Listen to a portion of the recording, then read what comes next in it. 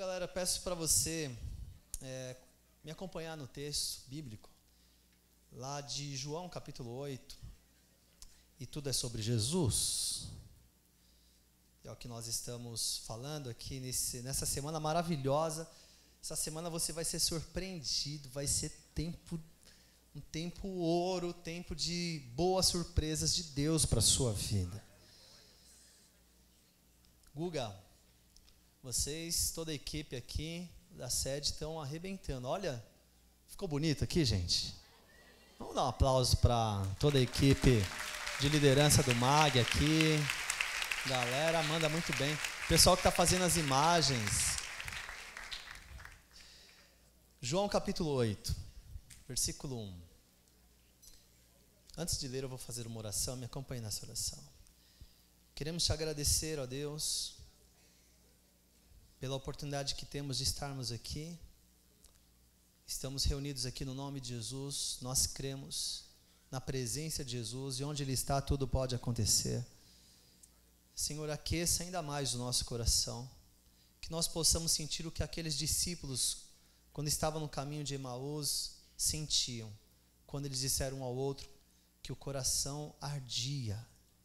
Que o nosso coração possa arder ainda mais.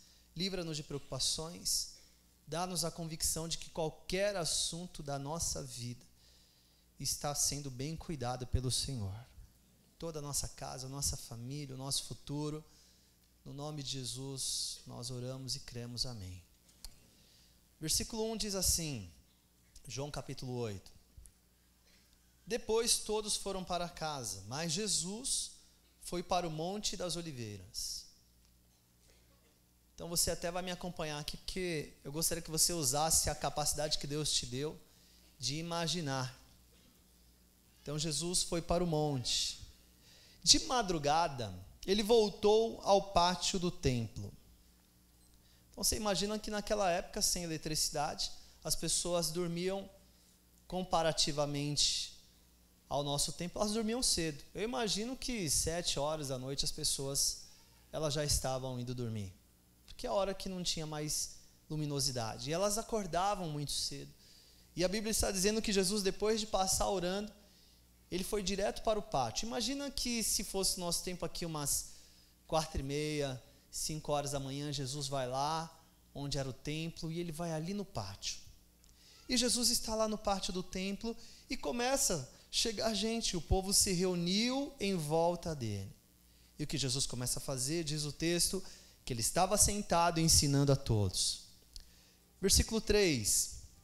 Aí alguns mestres da lei, fariseus, levaram a Jesus uma mulher que tinha sido apanhada em adultério e a obrigaram a ficar de pé no meio de todos.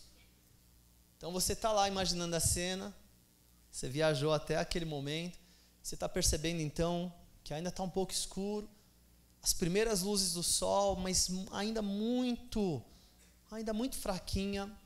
Aí você vê que há pessoas ouvindo Jesus, de repente você vê um grupo de pessoas chegando, e quando você olha, você percebe que são líderes religiosos da época, e de repente eles, numa abertura, você vê que tem uma mulher ali no meio, descabelada, seminua, envergonhada, e você então começa a olhar e prestar atenção, tentar saber o que está acontecendo. E eles então, você ouve eles falando assim, essa mulher foi pega em adultério. E você já deve ter percebido que eles estavam testando Jesus. Versículo 5. De acordo com a lei, ele dizendo para Jesus, de acordo com a lei que Moisés nos deu, as mulheres adúlteras devem ser mortas a pedradas. Mas o Senhor, o que é que diz sobre isso? Eles fizeram essa pergunta para conseguir uma prova contra Jesus, pois queriam acusá-lo. E aí Jesus, a lei de Moisés fala que essa mulher tem que ser apedrejada e morrer aqui na nossa frente. E aí, o que o Senhor vai falar? E o próprio texto bíblico diz que eles fizeram isso para acusar Jesus. E agora, gente, se Jesus fala que eles poderiam apedrejar, simplesmente isso, a lei diz isso, apedreja. Ué, mas cadê aquele amor? Mas se Jesus fala para não apedrejar, eles teriam uma forte acusação para dizer que Jesus estava se levantando contra a lei de Moisés. E aí o texto bíblico, o evangelho diz, eles fizeram, melhor, no versículo, na continuação do 6, mas ele se abaixou e começou a escrever no chão com o dedo. Jesus sentado lá, escrevendo no dedo. Você sabe o que Jesus estava escrevendo? Não, só para saber, eu também não sei. Como eles continuaram a fazer a mesma pergunta, interessante esse detalhe, Jesus não estava respondendo, eles perguntaram de novo. Jesus endireitou o corpo e disse a eles: quem de vocês estiver sem pecado, que seja o primeiro a tirar uma pedra nessa mulher. Uau! Não, essa resposta merece uau. Eu vou até ler de novo, eu gostaria que você dissesse um uau. Quem de vocês estiver sem pecado, que seja o primeiro a tirar uma pedra nessa mulher. Eu acho que se você tivesse lá, você fazia assim. Depois abaixou-se outra vez e continuou a escrever no chão. Quando ouviram isso, olha lá as pedras, as pedras lá na mão deles, tudo para atacar. As pedras então começaram a cair. Você começou a ver que todo mundo deixou as pedras ali. Todos foram embora, um por um, começando pelos mais velhos. Ficaram só Jesus e a mulher. Agora você está olhando, só está Jesus e a mulher, e ela continuou ali de pé. Então Jesus endireitou o corpo e disse: mulher, onde estão eles? Não ficou ninguém para condenar você? Ninguém, Senhor, respondeu ela. Jesus disse: pois eu também não condeno você. Vá e não peques mais. Bom, hoje nós estamos falando, e o tema é tudo sobre Jesus. Eu gostaria de começar dizendo o seguinte, que Jesus resolve o teu passado, Ele te dá um presente e te oferece um grande futuro. Eu creio que a maior parte, não é todo mundo, mas a maior parte de nós aqui somos jovens. E jovens hoje é bem diferente do que era jovem há 20 anos. Mas todos, eu creio que a maior parte, talvez mais da metade, a gente não tem um grande repertório na vida, mas pode ser que alguns trechos da nossa vida no passado não ficaram bem resolvidas. Pode ser que neste momento atual, tempo presente da sua vida, algumas coisas estejam te pressionando a ponto de te fazer sentir muito medo, não conseguir se concentrar nas coisas que Deus tem para você. Pode ser que você esteja também muito preocupado em relação ao seu futuro, não conseguindo nem enxergá-lo. E uma das coisas que eu quero dizer, dentro de tudo sobre Jesus, é que Jesus, Ele resolve o seu passado, Ele te dá um grande presente e te oferece um poderoso futuro. Em relação ao passado dessa mulher, e essa é a pergunta, o que é que te fragiliza mais? O que é que te assusta mais? Se falar do seu passado, do presente ou em relação ao seu futuro? Em relação àquela mulher, vamos falar do passado dela. Aquela mulher adulterou. Aquela mulher, ela descumpriu a lei, independente do que ela pensasse. Ela poderia pensar que adulterar não é uma coisa errada, ela poderia ter um monte de ideologias, de ideias, de explicações para isso, mas a lei era muito clara, havia um consenso moral e da lei, e ela então descumpriu a lei. Ela pensou mais no ganho, não pensou na perda. E é isso que tem levado muitas pessoas a se machucarem emocionalmente. A semana passada eu estava em Porto Alegre falando uma conferência para a juventude, e o resultado é exatamente esse. As pessoas vão se envolvendo emocionalmente, intimamente, e quando a fatura chega, ela chega muito cara. O perigo da comparação, pessoas que se envolvem com muita gente, com várias pessoas, e depois vão muito machucadas para o casamento. Eu li o relato de um jovem com 32 anos, há 8 anos casado, E ele foi pedir ajuda porque ele disse que em 8 anos de casamento ele nunca conseguiu ir sozinho com a esposa dele para o quarto, porque todas as vezes que ele ia para o quarto com a esposa dele, todas as mulheres com quem ele se relacionou iam junto na cabeça dele para dentro do quarto. As pessoas não mostram isso, mas muitas delas estão presas, escravas. Quantas mulheres ficam se comparando? Será que eu sou tão bonita assim para ele? Será que eu sou assim? Será que eu... Enfim, o custo emocional é muito grande. Essa mulher, ela não pensou no que ela estava perdendo ao adulterar. Ela pensou no que ela ia ganhar, e é assim que muita gente pensa. É assim que muita gente dá tapinha nas suas costas, é assim que muita gente te estimula a descer a ladeira abaixo. Por quê? Pensa só no que vai ganhar e não no que vai perder em quebrar uma lei. Essa mulher, em relação ao passado dela, ela agiu sob pressão. Ela estava sendo ameaçada por aquele homem com quem ela foi pega. Ele tinha prometido alguma coisa para ela? Coisas que envolvem o coração das pessoas até hoje. Expectativas que são criadas. Decisões que são tomadas em função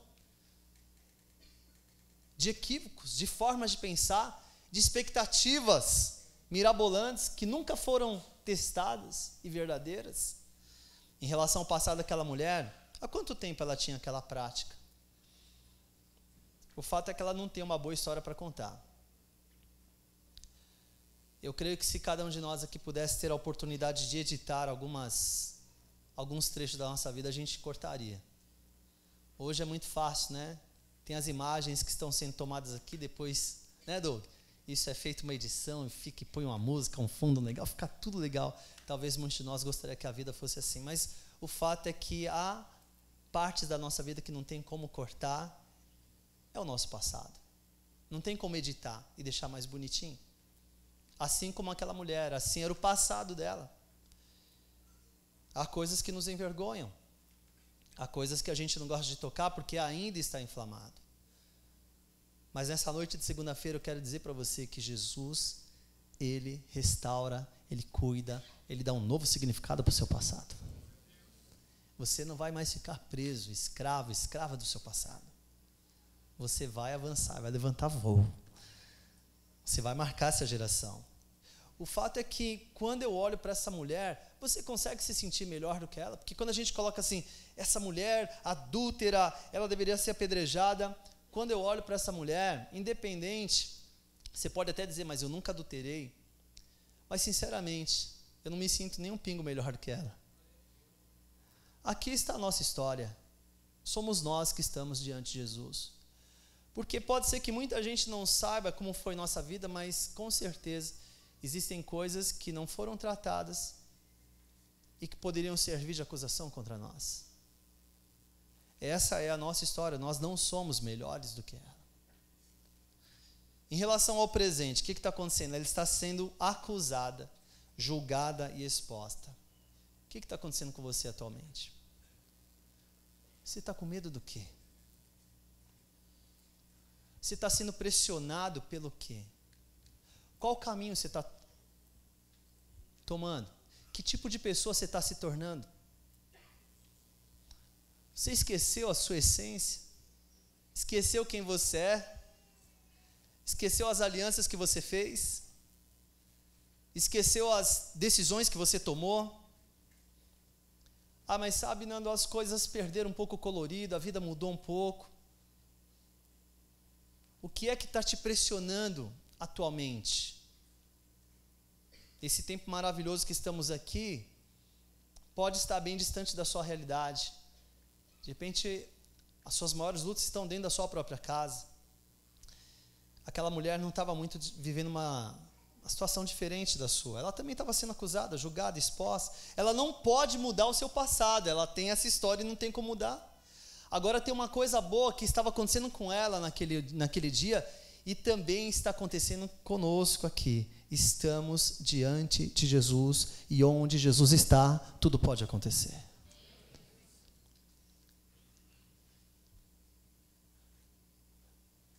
Isso não é uma mensagem positiva, pensamento positivo. O que eu estou dizendo para você é a realidade. Senhor Jesus, ele venceu a morte. Ele destruiu o pecado, ele destruiu toda a acusação que era contra nós. Na cruz do Calvário. Ele não veio morrer na cruz para dar um bom exemplo. Ele veio para cumprir uma missão poderosa.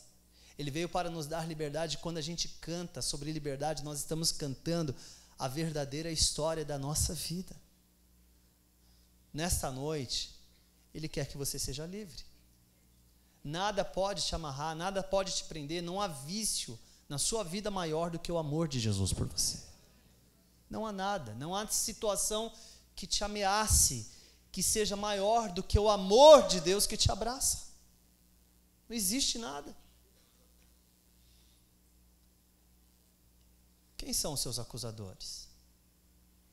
Fiz uma pequena lista aqui de coisas que muitas vezes nos acusam.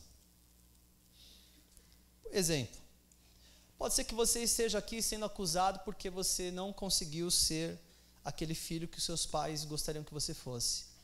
Você não foi bom o suficiente para eles. Pode ser que alguns de nós aqui, inclusive, durante boa parte da vida foi comparado com a irmã, com o irmão. Olha como seu irmão estuda, tá vendo? Olha como seu irmão é organizado, tá vendo? Olha como sua irmã faz as coisas. Você é preguiçoso. E você, talvez não num processo consciente, mas você ficava querendo ser melhor, querendo fazer melhor. Só que se passaram 5 anos, 10 anos, você já se tornou um jovem, uma jovem, algumas coisas deram errado, algumas coisas deram certo na sua vida, e no fundo você não conseguiu ser aquela pessoa que queria tanto provar que você era um bom filho, uma boa filha, que você ia surpreender seus pais. Pode ser que nessa trajetória até seus pais deixaram um ao outro, e você, uma parte da sua vida ficou confuso, confusa, sem saber que caminho tomar, e hoje você é o resultado. Está vivendo talvez um tempo de luta, porque você não conseguiu plantar as boas sementes, porque você estava passando boa parte da sua vida tentando deixar de ser quem você é. Talvez os teus acusadores hoje, eles estão te lembrando de que você fracassou na vida estudantil. Você tinha tantos sonhos, você até chegou a escrever um monte de papelzinho, colar na parede, na geladeira, e depois você descobriu que a vida não era desse jeito. E hoje quando você olha e fala assim, agora já é tarde. Agora eu tenho um trabalho de terceira categoria, não ganho o que eu gostaria de ganhar, e você passa boa parte da sua vida se comparando com as pessoas. Eu só estou dizendo isso porque, na verdade, Jesus não quer que você viva assim. Eu estou aqui desmascarando coisas que estão tentando te aprisionar, mas que você vai sair por aquela porta hoje livre de todas elas. Talvez você se sinta acusada por um namoro que você perdeu. Que, na verdade, você sabe que aquele namoro era uma bagaceira só. Mas que você dava importância. E depois seu coração ficou apertado, porque no fundo você sabia que não era para você, mas você se prendeu naquilo. Porque a maneira como encerrou, a maneira como conversou ou não conversou, te fez se sentir uma pessoa incapaz, incompetente. Você nunca mais conseguiu crer que Deus poderia te dar um relacionamento saudável. Que Deus poderia te dar um marido. Quantos são solteiros aqui? Ah, Jesus, aproveita para... Levanta a mão. Ah, mas se eu fosse solteiro, eu ia levantar. Eu amo, agora mesmo o Guga estava fazendo um bate-papo lá sobre família. Eu amo família. Minha esposa não está aqui hoje à noite. Nós temos 3 filhos, o Fabrício, o Bernardo e a Manuela. O Fabrício tem 14 anos. O Bernardo tem 11, a Manuela tem 8 anos, eles estão na praia, esses dias de férias. Inclusive eu ainda saio daqui hoje, vou estar lá um pouquinho ainda com eles, aproveitar esses diazinhos de férias. Como eu sou apaixonado pela minha esposa. Nós nos conhecemos quando tínhamos 15 anos. Eu já contei isso aqui, mas sempre tem gente nova. Nos conhecemos quando a gente estudava junto lá no Camargo Aranha, lá ali na Moca. Alguém estudou no Camargo Aranha? Mistério. Eu estudava à noite, ela à tarde, ela ficava ali no portão, a gente conheceu e começamos a conversar, só que ali a gente era muito amigo. Eu morava, na realidade, aqui perto do Shopping Aricanduva, nem sabia que ela morava na rua de trás da minha rua. Fui descobrir depois de um ano, encontrei, eu cresci aqui na sede, convidei ela e outros amigos para virem aqui, ela veio para cá, ela teve uma experiência com Cristo, ela foi batizada nas águas, mas na verdade eu não a trouxe porque eu queria namorar, de verdade, querido. Por que eu fui dar ênfase nisso, só para você falar isso? Bom, acredite se quiser, mas é a verdade. Ela já era apaixonada por mim, mas enfim, e depois teve uma ocasião que eu comecei a pensar, falei, Deus, com quem eu vou casar? Bom, primeiro, naquela época eu pensei mesmo assim, eu não quero casar só porque eu olho para a pessoa, eu quero, como que vai ser? Porque começar uma coisa é fácil, o negócio é sustentar. Tem que ser uma pessoa que eu gosto de estar junto. Tem que ser uma pessoa que pensa na mesma direção. Esse negócio de que os opostos se atraem. Não pegue toda a frase clichê como verdade não, hein? Ah, não, mas quando a gente casar vai mudar. Vai, piora um pouco.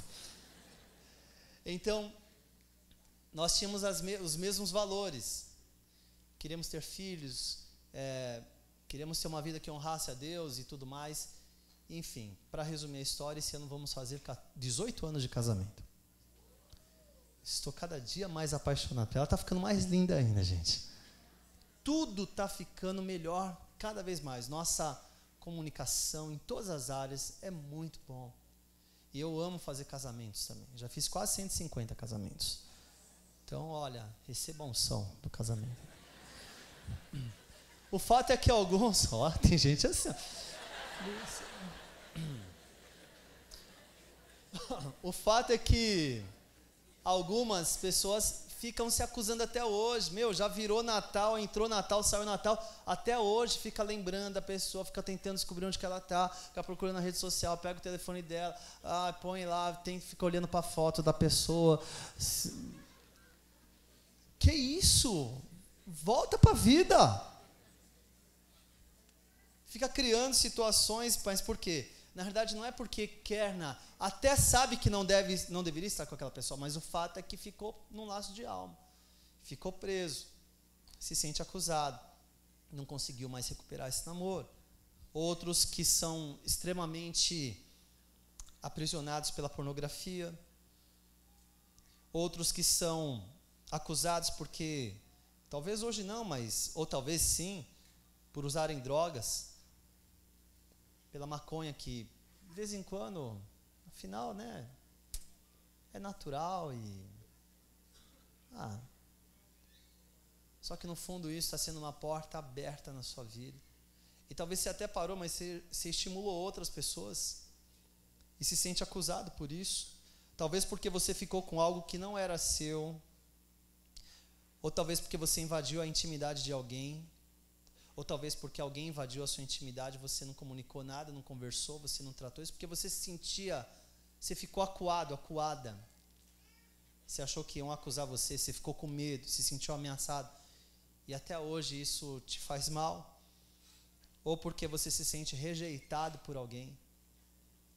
Ou porque tem gente que você não gosta nem de citar o nome, porque você foi prejudicado em algum nível na sua vida espiritual, na sua vida emocional. Você sabe o que Jesus quer? Que você vá embora sem nenhum desses acusadores. Questões que envolvem seus pais, sua casa, sua família. Em relação ao seu futuro.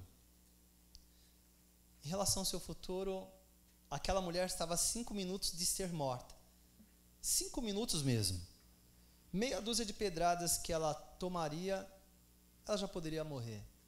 O fato é que, ao invés dela ser morta, o futuro dela foi diferente. Apague a imagem dela sendo apedrejada. Olhe para essa mulher indo embora, talvez até com um sorriso no canto da boca, ouvindo a seguinte frase: eu também não te condeno, vai e não peques mais. Volta para a vida. Volta a viver. Ei, mulher adúltera, vem aqui. Para de chamar o seu passado de fracasso. Dá um novo nome para o seu passado. Lições que aprendi. Como crescer. E agora você tem um futuro inteiro. E eu fico imaginando agora aquela mulher, 2 anos depois. Ela está lá, foi lavar a roupa no rio. E aí a vizinha a encontra. E fala assim para ela: ô, vizinha, a gente está aqui e tal, lavando roupa aqui no rio.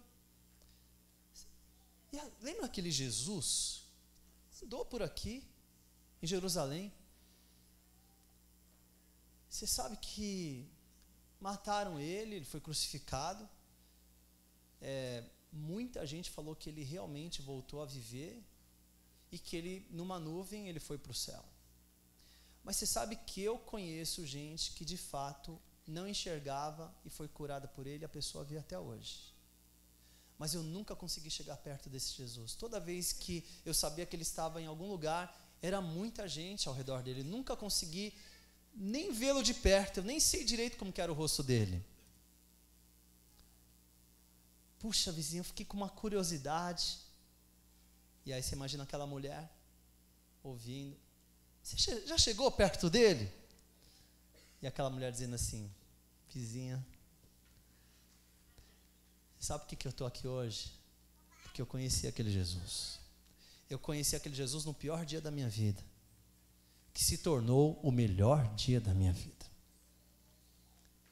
Acredito, você chegou perto dele, ele conversou comigo, ele me curou. Aliás, quero falar para você que eu sou uma discípula de Jesus. Aquela mulher agora ela tem um futuro enorme para viver. E o fato da gente ter um futuro grande para viver não significa que a gente não vai ter luta. Me permita aqui, eu estou concluindo, compartilhar uma pequena experiência. Eu gosto de correr, alguns dos meus amigos daqui sabem disso. E sábado eu fiz uma prova de montanha. Eu gosto de correr coisa de montanha.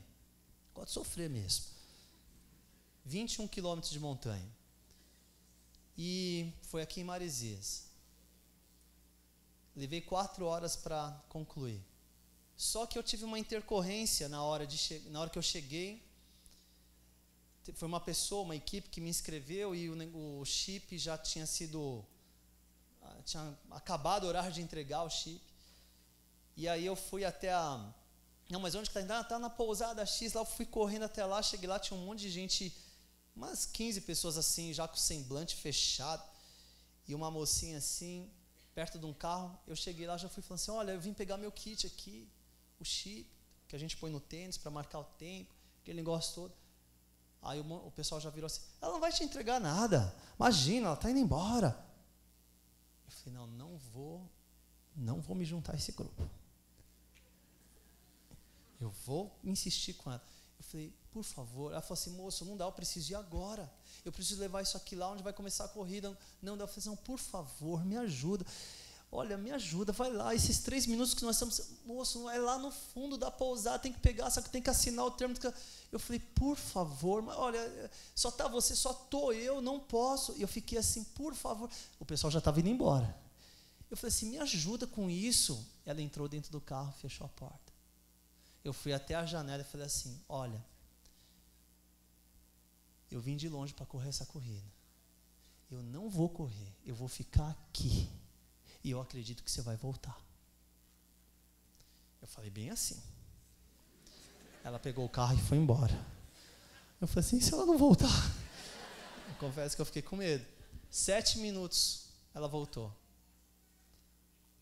Ela voltou, agradeci, eu falei que dizer obrigado para ela era muito pouco, pelo que ela fez. Ainda me pediu desculpa se ela foi grossa. Eu falei: você foi profissional, você não foi grossa.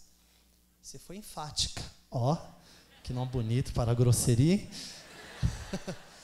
Eu falei: não, você foi enfática, tá tudo certo, muito obrigado. Saí quando eu cheguei, fazia uns 6 minutos que o povo já tinha saído, o pessoal de 21.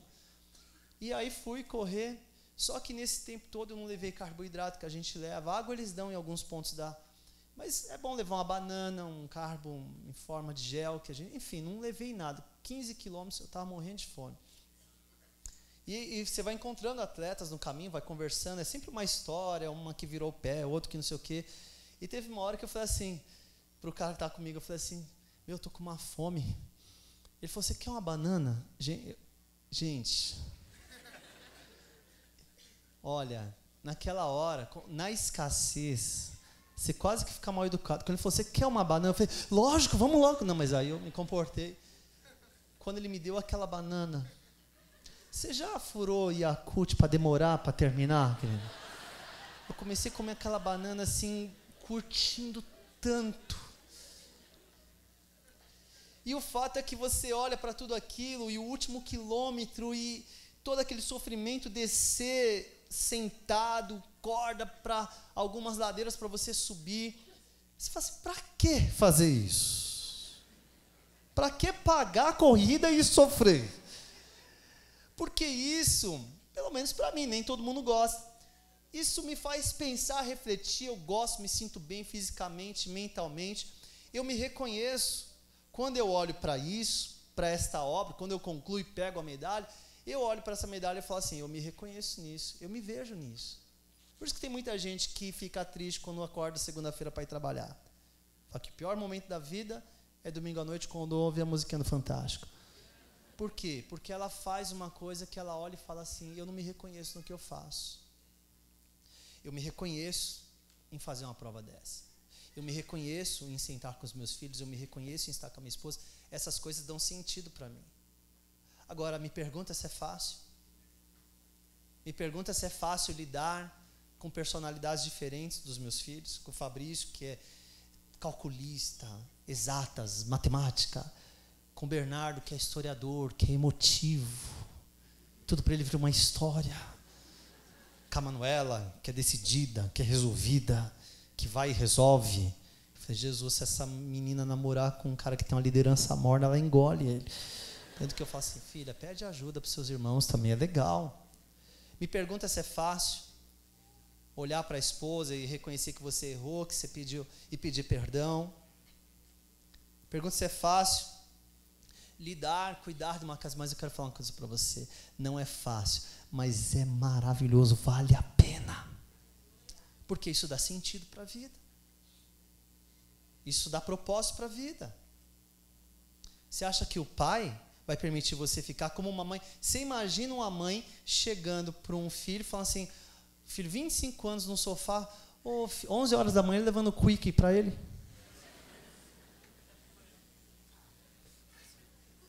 Quer quick de morango ou de chocolate, filhinho? Vai trabalhar. A vida é assim, vai trabalhar. É emocionante, é desafiador, mas o desafio não apaga este futuro poderoso que você tem à frente. Por isso, nessa segunda-feira, eu quero encerrar dizendo o seguinte, já vou te avisar, não vai ser fácil, é desafiador, mas Deus vai te abençoar. O Senhor Jesus, Ele te livra, Ele quebra todas as algemas do passado. Nesse exato momento, muita gente daria tudo que tem o que não tem para estar sentado onde você está. E isso é motivo para você olhar para amanhã, para terça, para quarta, para o ano que vem e dizer assim, Deus, eu vou viver a minha vida com propósito. Eu vou viver a minha vida para te agradar e você vai ter um futuro de paz e não de mal para você ter o fim que você espera, em nome de Jesus. Você recebe isso na sua vida? Eu creio, eu acredito nisso. Fica de pé no seu lugar, eu quero orar junto com você.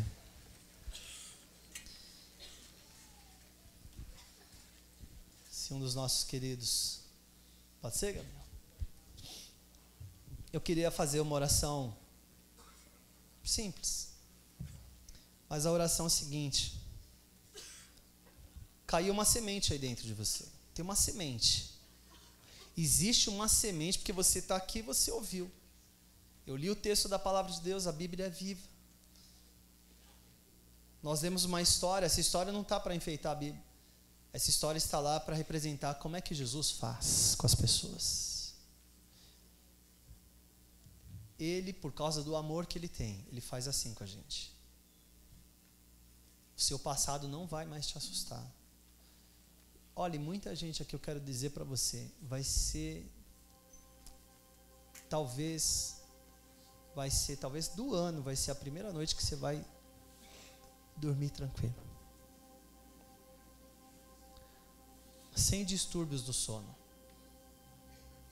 sem acordar desesperado de noite, sem temer a vida, sem ficar pensando todo dia que você pode morrer, sem ficar pensando todo dia que você pode perder alguém, sem ficar vivendo agarrado ao medo. Você não nasceu para isso. Esse não é o propósito de Deus para a sua vida. Sem ficar se comparando com as pessoas todos os dias. Para quem me conhece sabe que eu gosto muito de falar. A minha área é gestão de pessoas, amo pessoas. Eu e o Google estava falando, amo. Tanto que eu fui me debruçar para conhecer sobre isso. Apaixonado por pessoas. E quando você se apaixona por pessoas, você se apaixona pela diversidade. Unidade na diversidade. As pessoas têm características diferentes e precisam ser respeitadas. O que Deus te deu, nenhuma pessoa tem. E você precisa... Muitas vezes a gente passa a maior parte do dia apagando o que Deus nos deu para tentar ser uma pessoa que a gente não é. Para tentar ser o outro. Você é você. Mas eu queria ser mais alegre. Eu queria ser mais expansivo. Eu queria falar mais, assim, fazer amizade. E o outro que faz isso com todo mundo, que fala assim, nossa, como eu falo demais. Quanta bobagem eu já falei na vida. As pessoas passam a maior parte do tempo querendo ser o outro. Seja você. Olha para a pessoa do celular e fala assim, seja você, querido. Seja você, seja natural, você mesmo. Do jeito que Deus te criou.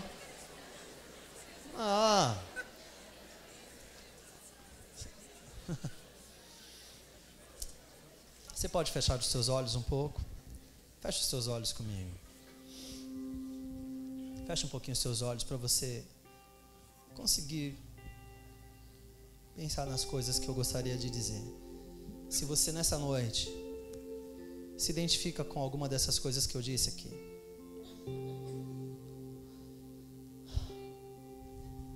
talvez alguns de vocês, algumas, não tenham nem conseguido se alimentar corretamente, está passando um período difícil, talvez até nem casou, já está pensando, poxa, mas será que um dia eu vou conseguir casar, vou conseguir ser mãe, vou conseguir... Talvez você jovem dizendo assim, será que eu vou conseguir ser competente para ter um salário adequado? Talvez você está sendo oprimido espiritualmente. Você olha assim e diz assim, por que está todo mundo feliz e eu não consigo estar? Você sente a única pessoa que está passando por isso.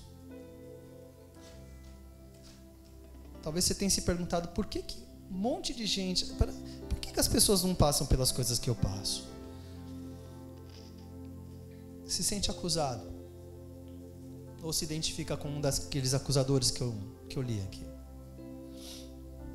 Eu queria fazer uma oração por você. Você que gostaria de receber uma oração. São vários motivos. Eu não sei quais são, mas Deus sabe. Mas eu gostaria só de estimular você a ter uma atitude de fé. E se você diz assim, eu quero receber essa palavra com toda a minha vida e eu quero receber uma oração. Então eu quero te convidar a dar um pulinho aqui à frente. Vem aqui. Talvez a sua questão é, eu preciso ficar livre do medo. Talvez a sua questão é dizer, eu preciso decidir seguir a Jesus. Eu quero que Cristo seja a minha vida. Não adianta você ter boas ideias sobre Jesus. O que vai resolver é Ele ser a sua vida. É você dizer, Cristo seja a minha vida.